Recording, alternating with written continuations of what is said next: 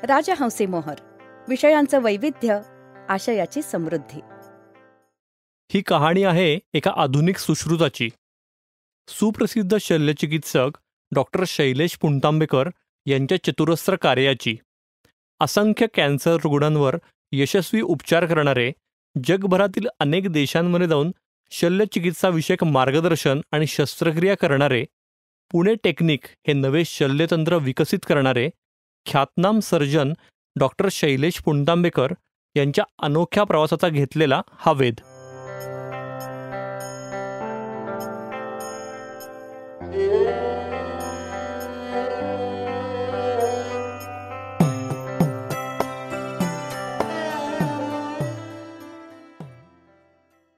राजहंसी मोहर पॉडकास्टमध्ये सगळ्या श्रोत्यांचं मी निरंजन मेढेकर मनापासून स्वागत करतो.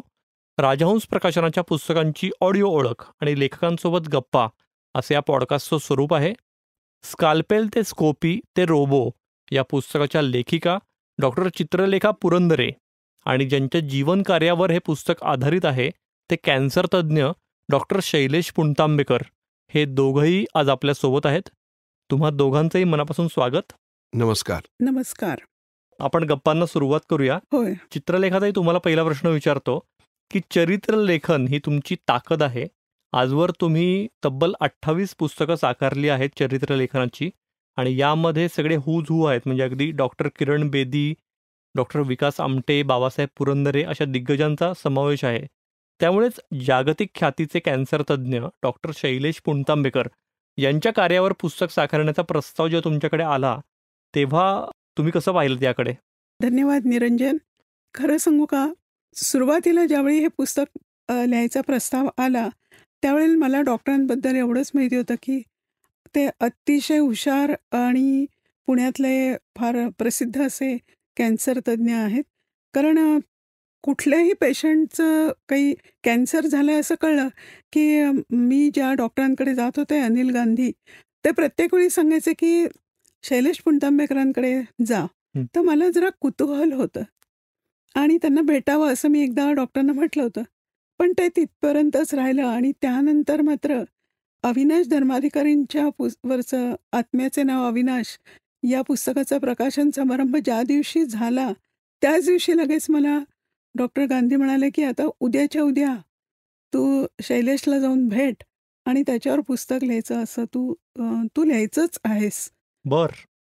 त्यामुळे मी एकदम म्हणजे अशी हे झालं की अहो डॉक्टर, आत्ताच मी इतकी दमली आहे आणि तुम्ही लगेच असं सांगताय. तोपर्यंत मला डॉक्टर पुणतांबेकर इतक्या म्हणजे जागतिक कीर्तीचे आहेत हे खरंच माहिती नव्हती. तर त्यामुळे या पुस्तकाकडे मी आधी 3-4 डॉक्टरांवर लिहिलेली आहे पुस्तकं. त्यामुळे मी म्हटलं बरं ठीक आहे, जाईन मी, भेटेन असं. त्यामुळे मी खूप अशी घाबरले वगैरे काही नव्हते.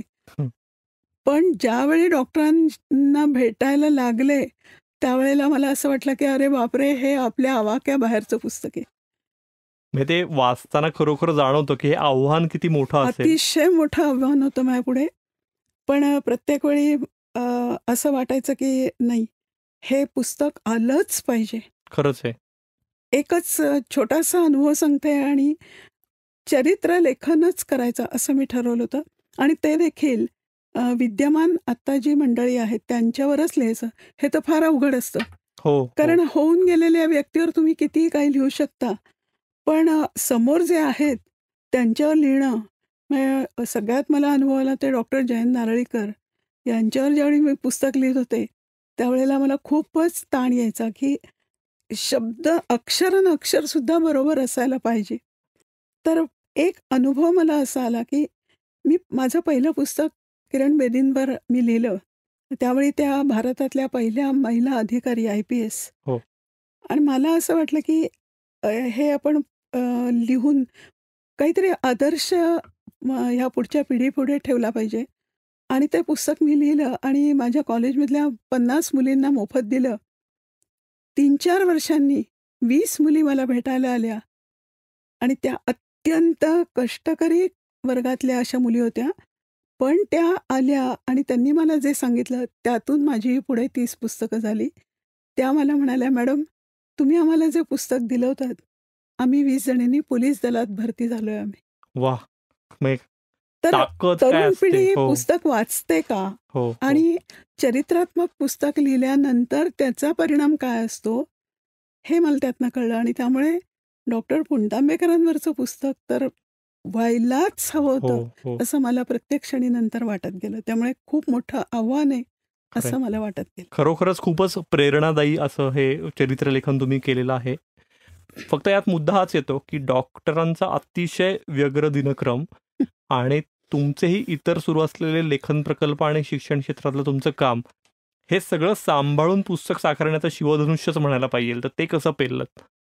सगळ्यात पहिल्यांदा यासाठी मला जो आशीर्वाद मिळाला तो माझे सासरे बाबासाहेब पुरंदरे.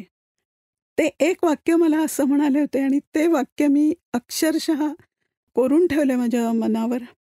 ते मला असं म्हणाले की बाळ, बायका जसं ताटात तांदूळ निवडायला घेतात तसं तुम्ही ताटात मोती निवडायला घेतलेत.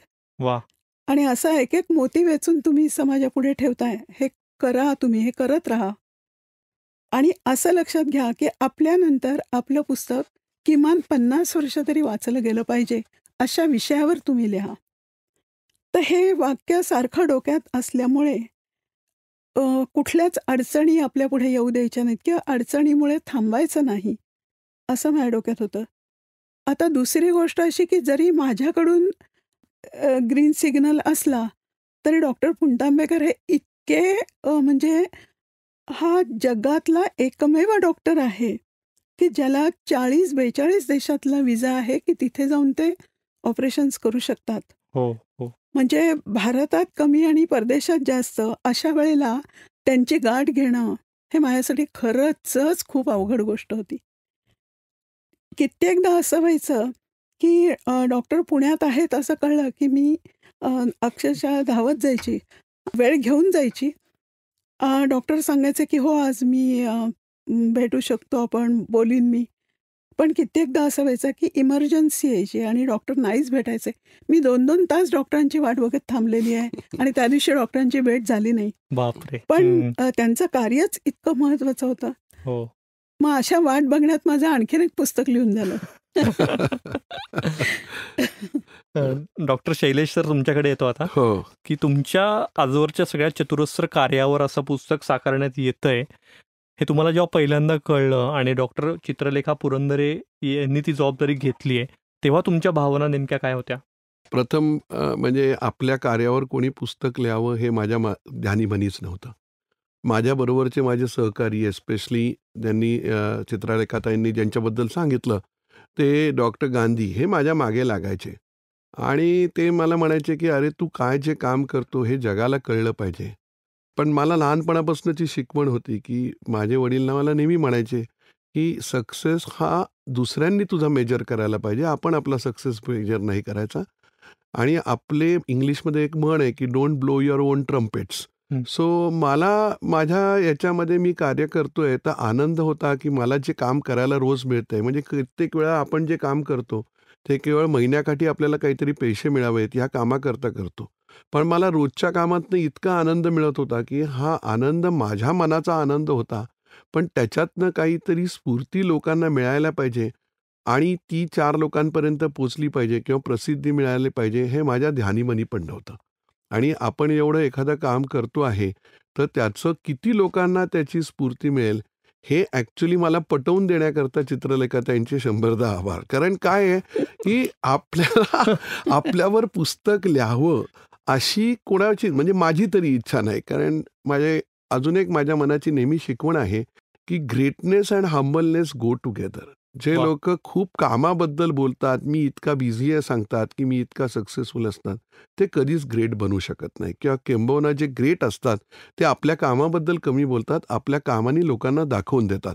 त्याच्यामुळे माझं असं माझ्या याच्यावर जीवनावर लिहावं, कोणीतरी काहीतरी करावं असं नव्हतं. पण काय म्हणतात ना, एक चिकाटी असते की आमच्या ह्याच्यात म्हणतो ना की ते बेताळ आणि विक्रमादित्याच्या कथेप्रमाणे झालं. म्हणजे विक्रमादित्य या चित्रातही होते आणि मी वेताळ होतो. प्रत्येक वेळेला त्या मला इन्फरन्स विचारायच्या, मी त्यांच्या मानेवरनं पळून जायचो की परत त्या मला घ्यायला यायच्या. हे आमचं कार्य गेले 3 वर्ष चालू होतं. हळूहळू जसं शेप घेत गेलं तसं मला वाटायला लागलं की त्या म्हणतायत ते खरं आहे की आपण पुण्यात राहतो आहे आणि मुंबईत नाही आहे, न्यूयॉर्कमध्ये नाही आहे, तरी पण आपण जगभ्रमंती करतोय. म्हणजे त्याच्यामागे काहीतरी तर कष्ट, काहीतरी तर विचार, काहीतरी तरी योग्य अशा गोष्टी जगाला पटणाऱ्या आहेत. मग त्या ज्या जगाला पटतात ते इतरांना माहिती नाही आहे, तर त्याच्याबद्दल जर लिहिलं तर जसं पुस्तकाचा शेप होत गेला, गप्पा वाढत गेल्या, तसं मला पहिल्यांदा वाटायला लागलं की जे आहे ते करतायत ते योग्य करतायत. तरी प्रत्येक वेळेला मी आणि एस्पेशली माझी बायको, म्हणजे जिला मी म्हणतो की टाचणी, की काही असलं की जास्ती इगो कोणाचा बस झाला तर ती सांगते, "बस खाली ये, जमिनीवर ये." तर आम्हाला दोघांना ते की हळूहळू आम्हाला काय सांगावं, जास्ती सांगावं का कमी सांगावं. पण झालं 3 वर्षाचे अतिरिक्त कष्ट. ॲक्च्युअली याचे सगळे श्रेय चित्रलेखा पुरंदरे यांना जातं. पण मी पण हळूहळू फुलत गेलो आणि मग माझ्या लक्षात आलं की नाही, इट इज नेसेसरी. कारण लोकांना कळायला पाहिजे की आपल्या स्वप्नांना जर कार्यमर्यादा दिली, म्हणजे टाईम लिमिट दिली, तर तो गोल बनू शकतो. आणि हेच या पुस्तकाच्या द्वारे माझ्या गौरवापेक्षा आपण भारतात राहून आपल्या कार्यांनी कसं काय पुढे आयुष्यात जाऊ शकतो, हे 100 लोकांनी वाचलं आणि त्याच्या 4 लोकं त्याच्यातनं जर स्फूर्ती घेऊन पुढे गेले, तर हा त्याचा मागचा हेतू आहे. माझ्या कार्याचा खूप गौरव व्हावा अशी माझी अजिबात इच्छा नाही आहे. पण एक एक स्फूर्ती की बाबा नाही, इन्स्पिरेशन. कारण काय आहे, सक्सेस म्हणजे शेवटी काय आहे, हे 99% आहे ना ते पर्स्पिरेशन आहे, पण 1% इन्स्पिरेशन आहे. इन्स्पिरेशन देणारं काहीतरी असायला पाहिजे आणि म्हणून हे पुस्तक यावं असं शेवटच्या वर्षभरात मला वाटायला लागलं. सो हे खूप मोठं कार्य झालं आहे असं आता मला वाटतं. अनेक लोकांनी माझी आत्ता पुस्तकं वाचली आणि सगळ्यांचे बऱ्यापैकी पॉझिटिव्ह रिव्ह्यूज आहेत. कोणी असं म्हटलं नाही की तू तुझाच फक्त गवगवा केला. हा माझा हेतूही नव्हता आणि हेतू नाही पण आहे. नाही नाही, अजिबातच नाही. म्हणजे ही खूपच मोठी यशोगाथा तुमची आहे. पण मला पुस्तकाचं वैशिष्ट्य ते पण वाटलं की तुम्हाला आलेले चढ उतारे तुम्ही खूप प्रांजळपणे त्यात मांडलेले आहेत. म्हणजे तुम्ही म्हणताय तसं कुठल्याही तरुणाला, म्हणजे माझ्यासारख्या की ज्याला काहीतरी करायचं आहे, तर त्याला निश्चित प्रेरणा ही त्याच्या क्षेत्रात पुढे जाण्यासाठी मिळू शकते.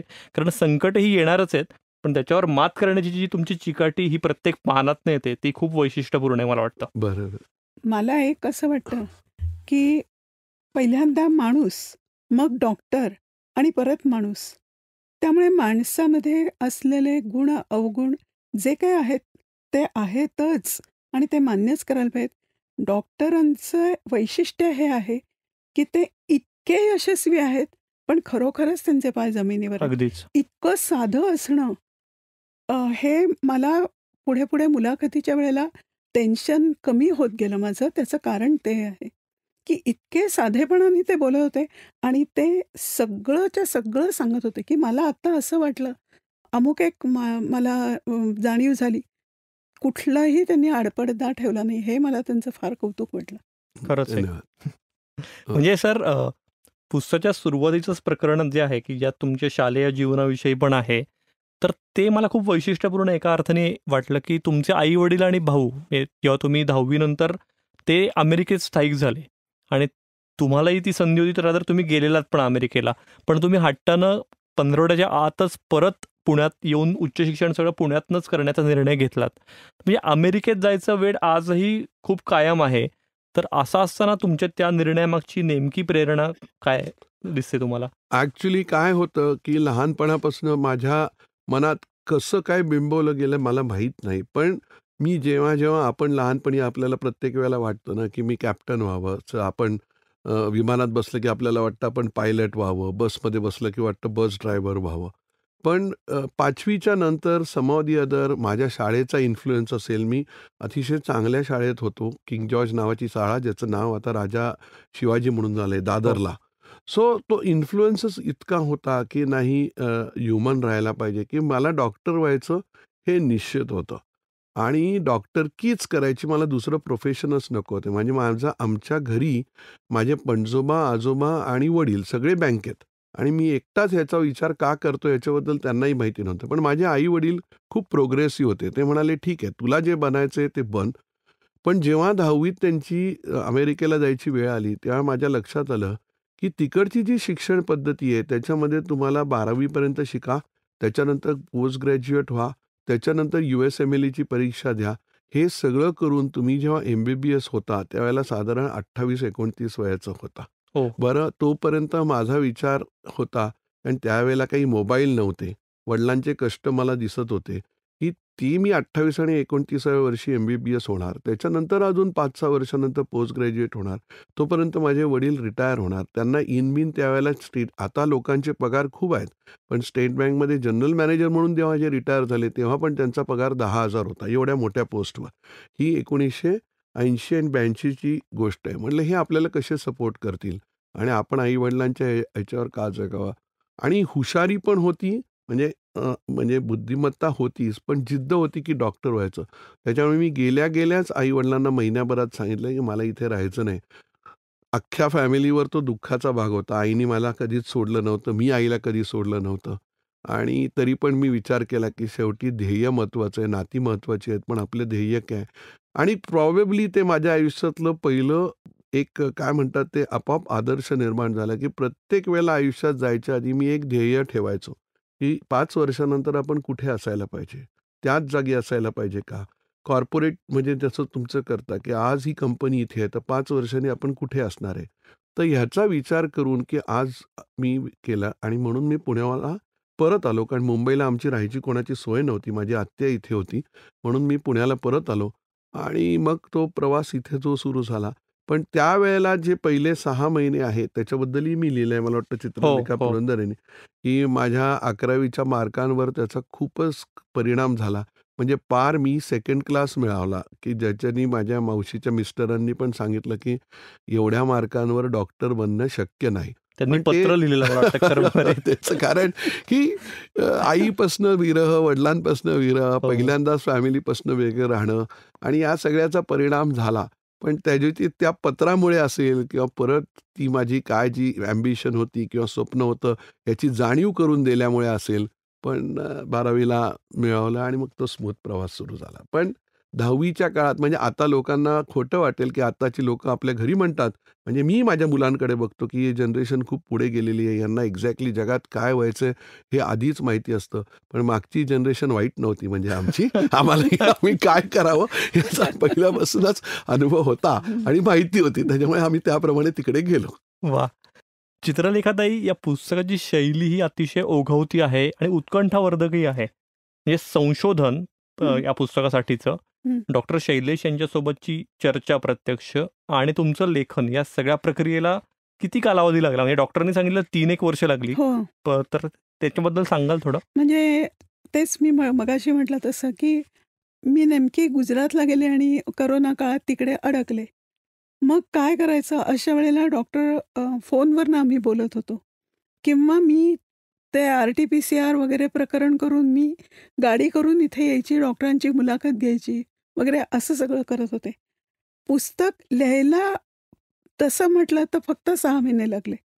पण डॉक्टरांना भेटून ते सगळं हे करेपर्यंत मग पुढे आणखीन एक सांगण्यासारखं म्हणजे राजहंस प्रकाशननी ते पुस्तक घेतलं म्हणजे माझं रफ लिखाण मी त्यांच्याकडे दिलं होतं. त्यानंतर मी डॉक्टरांना सारखे भेटत होते, पण 6 महिने डॉक्टर काही बोलायलाच तयार नव्हते. तर मला प्रकाशकांकडनंही सारखं, की अहो काय झालं पुढे? मलाही कळेना काय झालं ते. तर शेवटी एक दिवस डॉक्टर भेटले आणि ते म्हणाले, "खरं सांगू का? 6 महिने आम्ही दोघंही विचार करत होतो, की खरंच आपण आहोत का एवढ्या योग्यतेचे, की आपल्यावर पुस्तक यावं?" म्हणजे केवढा कमालीचा विचार त्यांचा त्यामागे झालेला आहे. एखादी व्यक्ती प्रसिद्धीसाठी काहीही न करता सुद्धा किती हे असते आणि डॉक्टरांनी एवढं सगळं केलं होतं. आणि मग त्यांनी काय केलं त्या काळात, त्यांनी मला असं सांगितलं, की मग आम्ही 3-4 डॉक्टरांची पुस्तकं आणून वाचली आणि मग लक्षात आलं, की अरे ठीक आहे, आपण जे करतोय ते फारच काही हे नाहीये, बरं हरकत नाही. आणि म्हणून मग 6 महिन्यानंतर मला कळलं, की हां, आता त्यांचा ग्रीन सिग्नल आहे. म्हणजे किती त्यामागे त्या दोघांचंही, सीमाताई यांचा विचार आणि डॉक्टरांचा हे मला खूप क्रेडिटेबल वाटलं. आणि या पुस्तकातला मला सर्वात महत्त्वाचा वाटलेला विचार म्हणजे त्यांच्या आयुष्यातले प्रसंग वाचण्यासारखेच आहेत. पण मला त्यांचं म्हणजे डॉक्टरांची परंपरा किंवा संस्कृतीशी जी नाळ जोडलेली आहे, त्याचं मला अतिशय कौतुक वाटलं. आणि त्यात एका शब्दासाठी मला फार ते आवडतं, गुरुकुल पद्धती यावी. हे जे डॉक्टरांचं म्हणणं आहे, अर्थात त्याबद्दल तेच सांगू शकतील. पण त्यामुळे मला या पुस्तकाचं लिखाण करायला खरं 6 महिने लागले. पण त्याच्यासाठी 3-3.5 वर्ष गेली. म्हणजे एका अर्थाने तपश्चर्याच होती, अगदी कारण खरी गोष्ट आहे. हे माझं अक्षरशः पहिलं पुस्तक आहे की एवढा वेळ लागला.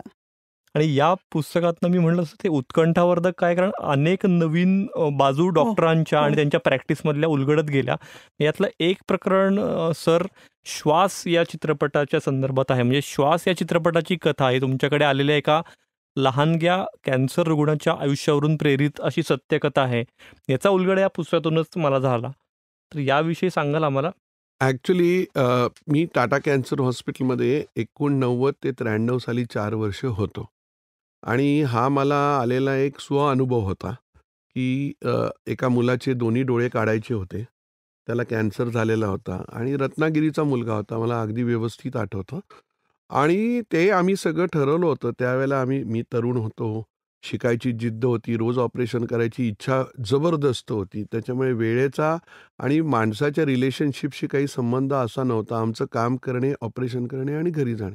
हा मुलगा जेव्हा आला तेव्हा त्याचं ऑपरेशन ठरलं होतं आणि ठरल्यानंतर तो मुलगा पळून गेला आणि 2 दिवसानंतर तो परत आला आणि 2 दिवसानंतर आल्यानंतर म्हणजे आई-वडिलांच्या वरनं अर्वाच्य शिव्या मी त्याच्या वडिलांना दिल्या, की डॉक्टरांना तुम्ही तुमचे काय सेवक समजता का? कधी येणार, कधी जाणार, काय येणार? त्या मुलांनी सगळं ते मुलाच्या वडिलांनी सगळं ऐकून घेतलं आणि त्याच्यानंतर शांतपणे म्हणाला, की "काय करू? 3 दिवसापूर्वी तुम्ही ऑपरेशन करायचं ठरवलं. हा कायमस्वरूपी अंधारात जाणार. काय इमेजेस घेऊन जाणार? काय असे स्वतःची चित्र घेऊन जाणार? एक नर्स पांढऱ्या कपड्यातली, एक डॉक्टर, रक्त काढणारा एखादा, इकडे विव्हळणारा पेशंट. हे सगळे चित्र घेऊन तो आयुष्यभर जगणार का? त्याच्यापेक्षा म्हणाला, मी बोरीबंदर ते नरीमन पॉइंट त्याला घेऊन गेलो. वाघ दाखवला, सिंह दाखवला केजमधला. नंतर भायखळ्याला घेऊन गेलो झूमध्ये. फुगे दाखवले, समुद्र दाखवला. आता त्यांचं ऑपरेशन ताबडतोब करा.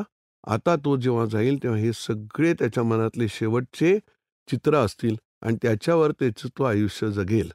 त्यावेळेला मला कोणीतरी खण्डदिशी थोबाडीत मारल्यासारखं वाटलं.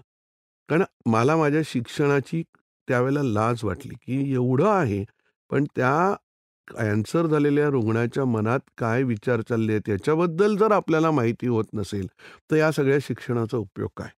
म्हणून मग मी परत पुण्याला जेव्हा प्रॅक्टिसला आलो, तर ते साधारणपणे 97-98च्या सालात थोडी माझी प्रॅक्टिस जमायला लागली. मी थोडी मराठीतली भाषणं देत होतो आणि त्या भाषणांमध्ये सांगत होतो, की अशी-अशी स्टोरी झाली. म्हणून मी आजकाल आणि माझं नाव असं व्हायला लागलं, कारण कदाचित मला आधीची माहिती नव्हती. पण पुण्यात आलेला प्रत्येक डॉक्टर जे मला ऑपरेशनला बोलवायचे ते म्हणायचे, "अरे, तुझी वाणी इतकी मृदू कशी? तू पेशंटचं किती नॉनसेन्स ऐकून घेतो." पण ह्याच्यानंतर मी आयुष्यातच कुठल्या पेशंटवर चिडलो नाही. म्हणून मी एक साधं दिवाळी अंकात एक लेख लिहिला होता, की मला माझ्या शिक्षणाची जेव्हा लाज वाटली. आणि ते लेख 1999 साली लिहिलेला होता. आणि तो अरुण नलावडे आणि संदीप सावंत यांनी तो वाचला.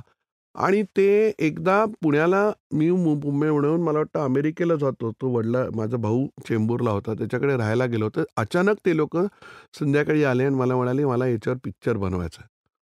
त्या काळात 12 का 13 वर्ष एकही मराठी सिनेमा आलेला हो, नव्हता. हो. टोटल मराठी सिनेमा बंद होता आणि त्यांनी मला सांगितलं, की मला मराठी सिनेमा बनवायचा आहे. आता अरुण नलावडे हा ॲटलीस्ट नावाजलेला ॲक्टर होता, माहिती तरी होतं. संदीप सावंत कोण? मला काही घेणं-देणं नाही.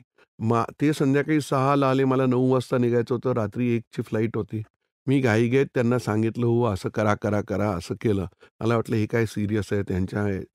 मी अमेरिकेहून आल्यानंतर हे सगळेजणं अमृता सुभाष आणि संदीप कुलकर्णी ज्यांनी माझं काम हो, केलं, हो. हे सगळे लोकं माझ्या घरी आले आणि आम्हाला म्हणाले, की "आम्हाला तर तुम्ही काय काम करता, कसं करता हे बघायचं आहे."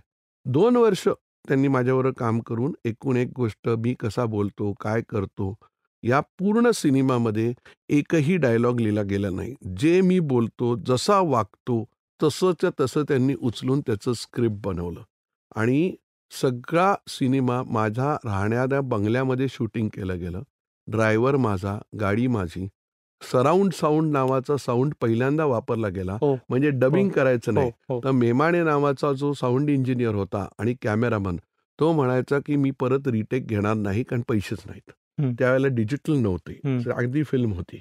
सो ती 2003ची गोष्ट आहे. त्यांनी सराउंड साऊंड म्हणून केलं. आता हे सगळी लोकं मला माहिती आहेत कारण त्यांच्या अनेक नातेवाईकांची पुढे जाऊन मी ऑपरेशन्स केली. तर मेमाणे पुढे जाऊन बालाजी फिल्मचा खूप मोठा सिनेमॅटोग्राफर पण झाला आणि ते सगळं त्यांनी केलं आणि साधारणपणे ह्या सगळ्या प्रकरणाला त्यांना 1 वर्ष लागलं. टोटल सिनेमा मला वाटतं 6 का 7 लाखात झाला. जेवण माझ्या घरून जायचं. कोणी त्यांना पण पैसेच नव्हते त्यांच्याकडे बरोबर. आणि सगळं त्यांनी केलं. त्यात थोडी सिनेमॅटिक लिबर्टी त्यांनी घेतली, पण ते शेवटचा एंड मी नाही म्हटला म्हणून त्यांनी चेंज केला. त्यांनी हात थरथरताना दाखवले होते डॉक्टरचे. सो ते मी म्हटलं हे कितीही जरी आम्ही इमोशनल स्ट्रेसखाली असू, तरी थरथरत नाहीत. मग त्यांनी जो ग्लोव्ह आहे, तो घालताना मनात जर काही विचार असतील आणि आपल्याला तर ते पटकन जात नाही. एखादी गोष्ट जी रोज करतो, ते सांकेतिक त्यांनी दाखवलं आणि तो निर्माण झाला आणि तो झाल्यानंतर पहिला शो त्यांनी नॅशनल आर्काइव्हजमध्ये ठेवला होता. त्यामुळे कोणाला बोलवायचं? तर मी माझ्या मित्रमंडळींनाच सगळ्यांना बोलवलं होतं. बाकी कोणी बघायला कोण होते? त्यांची काही लोकं एक 15-20 आणि माझे 20-25 मित्र आणि घरचे 20-25 लोकं असं मिळून एक 50 लोकं आम्ही तिथे होतो. आणि सिनेमा नॅशनल आर्काइव्हजमध्ये प्रभात रोडला दाखवला गेला. मला वाटतं 2.5 तासाचा सिनेमा आहे. तो सिनेमा संपला, लाईट ऑन झाले आणि प्रत्येक जणाच्या हातात रुमाल होता आणि तो रडत होता. आणि मग माझे 2 मित्र येऊन माझ्या हे म्हणाले, जे माझा प्रसंग गेलेला आहे, डॉक्टर उदय फडके. हो. ते म्हणाले, "अरे शैल्या रडवलंस रे." म्हणजे हा माणूस जो आयुष्यात त्याला इमोशन्स इतकी कमी आहेत, त्यांनी सांगितलं. तो म्हणाला, म्हणजे आम्हाला वाटलंच नाही. आणि मग फर्स्ट शो जेव्हा प्लाझाला झाला, तेव्हाही 40-50 लोकं होती. हळू सिनेमा मराठीत, तो पण अशा विषयावर ज्याच्यावर काही नाही, गाजेल असं वाटलं नाही. पुढे त्यांनी दादासाहेब फाळके अवॉर्ड मिळवला. पुढे तो ऑस्करला नॉमिनेट झाला आणि त्याच्यानंतर अनेक मराठी सिनेमा आले. आणि मग त्याच्यानंतर अनेक लोकांनी मला सांगितलं, की अजून 2-3 स्क्रिप्ट द्या. त्याच्यामुळे तेव्हा मी त्यांना सांगितलं, "हो, मी माझ्या प्रोफेशनमध्ये बरा आहे. मला या मार्गाने जायचं नाहीये." एनिवे अशा रीतीने ते श्वास झाला आणि म्हणून तर तुम्ही नंतरच्या ह्याच्यात बघितलं तर पब्लिसिटीमध्ये किंवा कुठल्या ह्याच्यामध्ये परत मी स्वतःहूनच माघार घेतली होती. कारण कष्ट त्यांचे होते, जरी स्वानुभव माझा असला तरी. तर प्रत्येक माणसाचं क्रेडिट त्या वेळेला मिळालं. त्याच्यातूनही मी स्वतःचं क्रेडिट घेऊ शकलो असतो. पण अजूनही मला अरुण नलावडे आणि संदीप सावंत भेटले, की सांगतात, "तुम्ही त्याचा योग्य त्या संधीचा वापर केला नाही." म्हटलं, "तुम्ही केलात ना, मग तुम्ही मजा करा. मला गरज नाहीये. मी माझ्या प्रोफेशनमध्ये बरा चाललोय." त्याच्यामुळे अशी ती श्वासची स्टोरी आहे. खरंय. पण खरंच मग श्वासनी इतिहास घडवला आणि घडवला. मराठी चित्रपटाला सुवर्ण काळ तिथनं सुरू झाला. तिथे सुरू झाला. डॉक्टर, आपण पुढे जाऊया. गर्भाशय मुखाच्या कर्करोगावर उपचारांचं तुम्ही नवीन तंत्र विकसित केलं, जे पुणे टेक्निक म्हणून जगभरात ओळखलं जातं. तर या पुणे टेक्निकविषयी पण सांगाल आम्हाला? त्याचं एक वेगळंच कथा आहे. म्हणजे मी टाटा कॅन्सरमध्ये शिकलो तेव्हा गर्भाशयाच्या पिशवीचा कॅन्सर, त्याला तोंडाचा कॅन्सर, ज्याला सर्व्हायकल कॅन्सर असं म्हणतात. सो भारतामध्ये 100 स्त्रियांना कॅन्सर झाला तर 25% स्त्रिया या गर्भाशयाच्या पिशवीच्या तोंडाचा कॅन्सर असतो आणि 20% हा बायकांच्या स्तनाचा कॅन्सर असतो. म्हणजे टोटल कॅन्सरमध्ये मेल हो. फिमेल धरून मी सांगतोय. बरं. तर 100 कॅन्सरचे रुग्ण धरले तर 25% रुग्ण हे फक्त. सर्व्हायकल कॅन्सरचे आणि 20% रुग्ण हे ब्रेस्ट कॅन्सरचे असतात. आणि ह्याच्यामध्ये आम्ही कित्येक वर्ष ओपन सर्जरी करून करायचो. सो 2002 साली मी हे नवीन तंत्रज्ञान आलेलं आहे बघितलं, की दुर्बिणीतनं म्हणजे अर्ध्या सेंटीमीटरच्या 2 बोकातनं आणि 1 सेंटीमीटरच्या 2 बोकातनं ही शस्त्रक्रिया पहिल्यांदा अमेरिकेत आणि नंतर फ्रान्समध्ये घडली होती. पण ती 1993 साली घडली होती आणि समहाऊ दी अदर माझा त्यांच्याशी संबंध 2002 मध्ये आला. तोपर्यंत फक्त 150 स्त्रियांचं हे ऑपरेशन अशाने केलं होतं. मला लक्षात आलं की हे तंत्रज्ञान खूपच चांगलं आहे आणि आपण याचा विकसित करायला पाहिजे, म्हणून आम्ही हे विकसित करायला गेलो. आणि त्यावेळेला माझ्या लक्षात आलं की अरे, आपले जे आपण गर्भाशयाच्या मुखाचा कॅन्सर जो आहे, त्याचं जे ऑपरेशन करतो त्याच्या ज्या पद्धती आहेत, त्याचे जे निकष आहेत, त्यांचे कसं करायला पाहिजे हे आपल्याला सांगतंय कोण? तर गोरे लोकं. त्यांच्याकडे याची इन्सिडन्स किती आहे? 2%. 2% फक्त कॅन्सर असलेली लोकं आपल्याला हे ऑपरेशन कसं करायचं सांगतात, ही लाजिरवाणी गोष्ट आहे. हे मला वाटलं आणि म्हणून मी त्या पद्धतीने त्या टेक्निकचं डेव्हलप करायला गेलो. आणि कुठलंही ऑपरेशन जर फेमस करायचं असेल, तर ते कसं असायला पाहिजे, की मी लिहायला पाहिजेत, की हे 1, 2, 3 अशा पद्धतीने हे ऑपरेशन करा आणि त्या पद्धती ज्या आहेत, त्या तशाच्या तशा केनियातला एखादा माणूस किंवा व्हेनेझुएलातला एखादा माणूस फक्त वाचून तशाच्या तशी त्याला करता आला पाहिजे.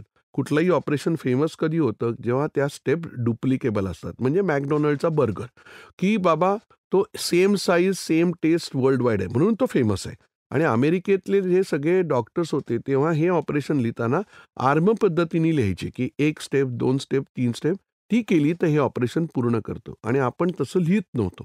म्हणून आम्ही ती कार्यपद्धती डेव्हलप केली आणि ती डेव्हलप केल्यानंतर आमच्या लक्षात आलं, की बाबा मी काय एनीबडी कॅन डू. तर शिवखेराचं जसं पुस्तक आहे, यू कॅन विन टू. माणसाला पुढच्या बसलेल्या माणसाला तुम्ही किती महान आहेत ऐकायला 10 मिनिटं बरं वाटतं. पण तुम्ही हे करू शकता, तुम्हीही जिंकू शकता, तुम्ही हे ऑपरेशन करून पुढे जाऊ शकता. हे जेव्हा कळतं तेव्हाच ते एखादं टेक्निक, एखादं तंत्रज्ञान विकसित होतं. म्हणजे मासेसपर्यंत गेलं नाही तर कुठल्याच टेक्नॉलॉजीचा उपयोग नाही. सो या पद्धतीने मी ते डेव्हलप केलं आणि जेव्हा हे मी सायंटिफिक वैज्ञानिक जर्नलला पाठवायला गेलो, त्यावेळेला त्यांना ते इतकं आवडलं, की ते म्हणाले, "अहो, भारतामध्ये 2 फेमस गायनेकॉलॉजिस्ट होते, स्त्रीरोगतज्ञ, शिरोडकर आणि पुरंदरे. यांच्या नावाची ऑपरेशन आहे. हे ऑपरेशन तुम्ही जे डेव्हलप केलंय ते कंप्लीट वेगळं आहे आणि आम्ही तुमच्या या ऑपरेशनला पुणतांबेकर नाव द्यायला तयार आहोत." मोह बरं. होता. मनातनं इतकं वाटलं, नाव अजरामर होणार आहे, का नाही द्यायचं? आपण देऊन टाकू, काय फरक पडतो? पण हे सगळं होत असतानाच आमच्याकडे एक जर्मन डॉक्टर शिकायला आला आणि तो मला म्हणाला, "तुझं नाव दे, तुझं नाव अजरामर होईल, पण एक गोष्ट लक्षात ठेव, तू हे तंत्रज्ञान विकसित होत असताना ज्या रुग्णांनी त्याच्यावर विश्वास ठेवला, तुझ्यावर विश्वास ठेवला, तू फेमस नव्हतास तरी पण तुझ्यावर विश्वास ठेवला आणि ज्या सहकाऱ्यांनी तुला मदत केली हे सगळं करण्याकरता, त्यांच्याशी प्रतारणा केल्यासारखं होईल. कारण तू तुझं फक्त नाव पुढे ढकलशील, बाकीच्यांचं काय? त्याच्यामुळे तू ज्या शहरात वाढला आहे, त्या शहराचं नाव दे. It will be a tribute to की तुझे जे सहकारी आहेत, ज्यांनी तुला मदत केली, जे तू फेमस होशील याची अजिबात अपेक्षा न न करता आणि जसं आर्टिस्ट असतो, त्याचा एक मेकअपमन असतो, हेअर ड्रेसर असतो, ते कधीच फेमस होत नाही. पण आर्टिस्टच फेमस होतो आणि अशा ह्यानी म्हणून मग मी ह्या सगळ्याचा विचार केला आणि शेवटी त्याचं नाव पुन्हा टेक्निक दिलं. मोह आवरला आणि ते over a period of time लोकांना खूप जास्ती पटायला लागलं. आज भारताच्या व्यतिरिक्त 50-60 देशांमध्ये जेव्हा हे ऑपरेशन केलं जातं, त्यावेळेला हे ऑपरेशन पुणतांबेकर टेक्निक न लिहिता पुन्हा टेक्निक म्हणून लिहिलं जातं. याच्यावरच मला भयंकर अभिमान आहे, की आपलं नाव न जाता आपल्या शहराचं ज्यांनी आपल्याकरता एवढं केलं आणि माझे सहकारी तेव्हापासून त्यांना माहिती आहे, की credit is never one, it हं. Is always we. आणि आमच्या या अख्ख्या गॅलेक्सीमध्ये आय हा शब्द आम्ही पूर्णपणे ओमिट केलेला आहे. आम्ही वी म्हणतो. वी म्हणजे टीम, आय म्हणजे मी नाही. सो हा त्याच्या मागचा मेन हेतू आता. वाह! तुम्ही सर खरंच खूप वेगळ्याच मुशीतनं घडलेला आहात हे तुमच्या प्रत्येक उत्तरातनं जाणवत आहे.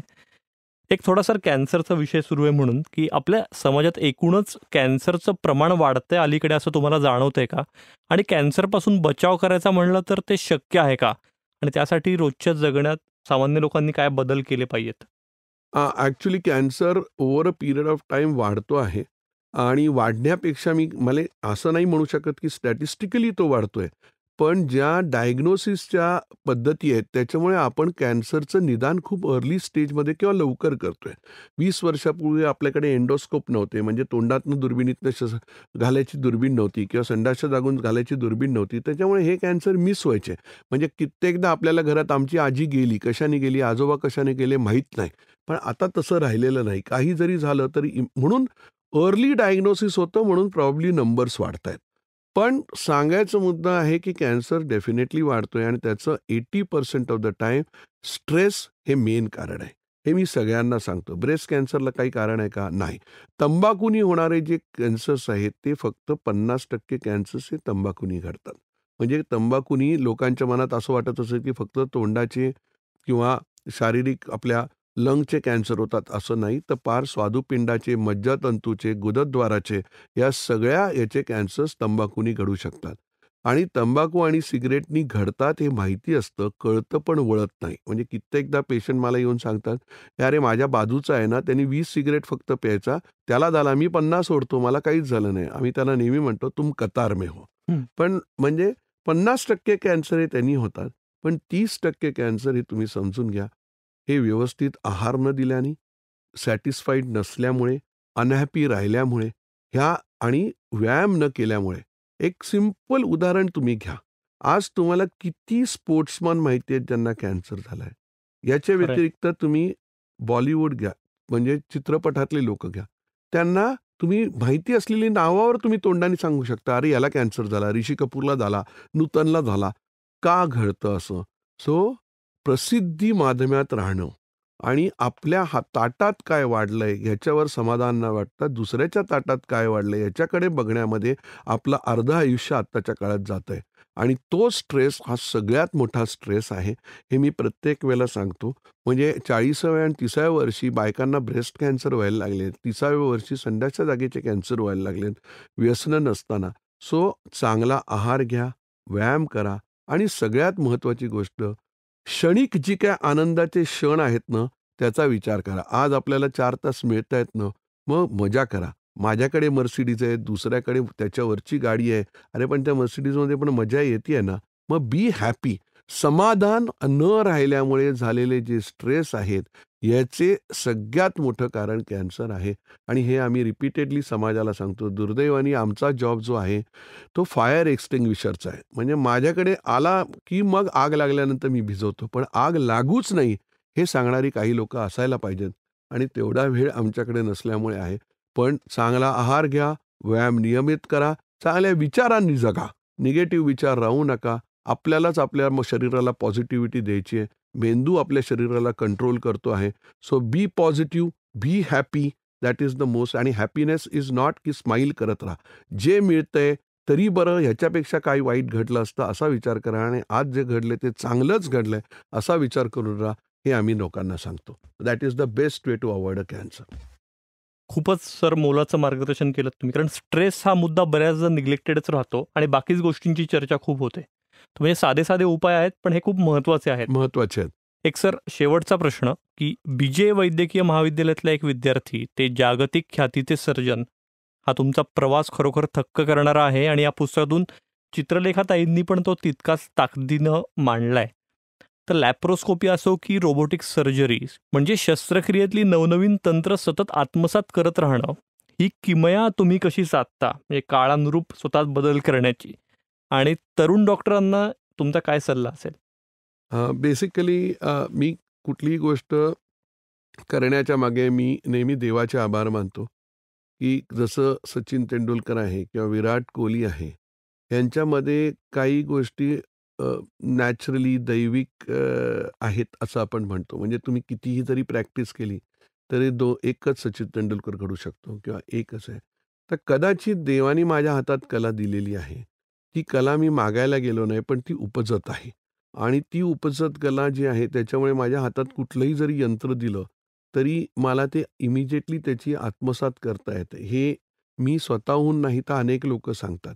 आणि ऑफकोर्स जी माझी जिद्द आहे, की नवीन तंत्रज्ञान जर जगात आलं, तर माझ्या डोळ्यासमोर नेहमी हा प्रश्न असतो, की मग ते जर अमेरिकेत हे गोष्ट करू शकत असतील, तर why can't we do it in India? आपण तेवढीच चांगली करू शकतो. तर रोबोटिक सर्जरी 2004 मध्ये जगामध्ये आली आणि 2009 मध्ये भारतात पहिल्यांदा ऑल इंडिया इन्स्टिट्यूटमध्ये केली गेली, पण प्रायव्हेटमध्ये पहिली मी केली. कारण मी म्हटलं त्यांना जर करता येते, तर आपल्याला का नाही करता येत? तर या पद्धतीने मी केलं आणि पुढे नुसतंच राहिलं नाही, तर अनेक लोकांना ह्याच्यामध्ये शिकवलं. सो माझा जो मेन उद्देश आहे, तो या पुस्तकातनं हेच दिलेला आहे, की आपली जी कला आहे, आपले पहिला शल्यचिकित्सक आज जगातला पहिला शल्यचिकित्सक सुश्रुत होता. मग पुढे जाऊन आपला देश मागे का पडला शस्त्रक्रियेत? कारण आपल्याला असं वाटायला लागलं, मी घरी जे स्वयंपाक करतो ना, ती कला जी आहे ना, ती माझ्यापुढेच ठेवायची. सुनेला पण नाही सांगायचं. हं. कारण आपण जी कला, आपण जे स्वयंपाक करतो तो लोकांनी म्हणलं पाहिजे की वा, या बाईच्या हातचा स्वयंपाक चांगला आहे, पण सुनेला नाही आला पाहिजे. तसंच आमच्या आधीचे जे बरेचसे शिक्षक होते, त्यांचे 50% लोकं मनापासून शिकवायचे. पण 50% लोकांना असं वाटायचं की नाही, आपण हे आहे. आणि खूपदा माझ्या बॉसेसनी ऐकताना मी म्हटलंय की ही शस्त्रक्रिया मी फक्त करू शकतो.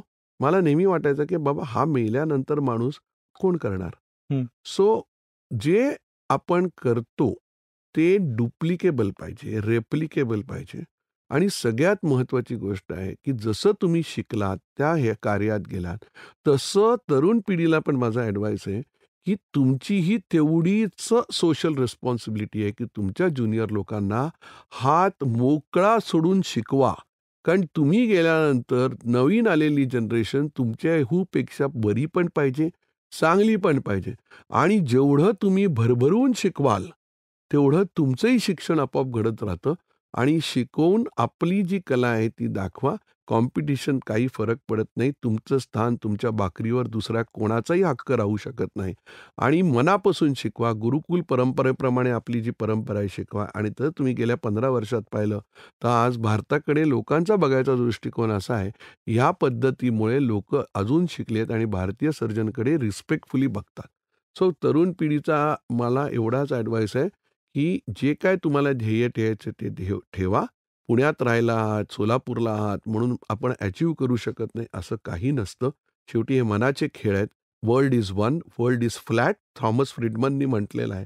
अतिशय फेमस ऑथर आहे. त्यांनी म्हटलंय की बंगलोरमध्ये जेव्हा मी जाऊन इन्फोसिसचं हे पाहिलं, तेव्हा मला वाटलं अरे सिलिकॉन व्हॅली काय कॅलिफोर्नियाचे म्हणतात, त्याच्यापेक्षा चांगली व्हॅली इथे आहे. आणि त्यांनी ते पुस्तक लिहिलं जे जगप्रसिद्ध झालं, वर्ल्ड इज फ्लॅट.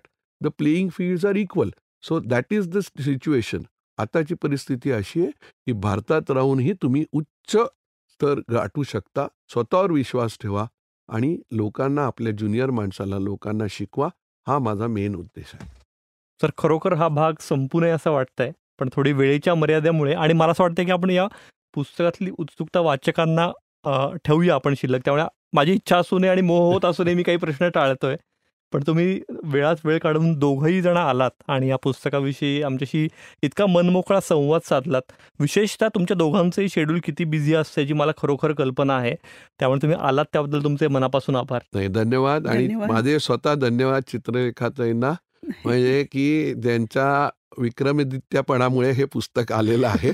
असे अनेक विक्रमादित्यगिरी त्यांनी अजून करावी आणि अजून लोकांवर लिहावं अशी माझी इच्छा आहे. निरंजनचेही खूप आभार की तुम्ही छान आमच्याशी संवाद साधलात. आणि डॉक्टर शैलेश पुणतांबेकर यांच्याबद्दल तर मी म्हणजे मला असं वाटतं लिहिणं त्यातल्या त्यात सोपं आहे, बोलणं फार अवघड आहे.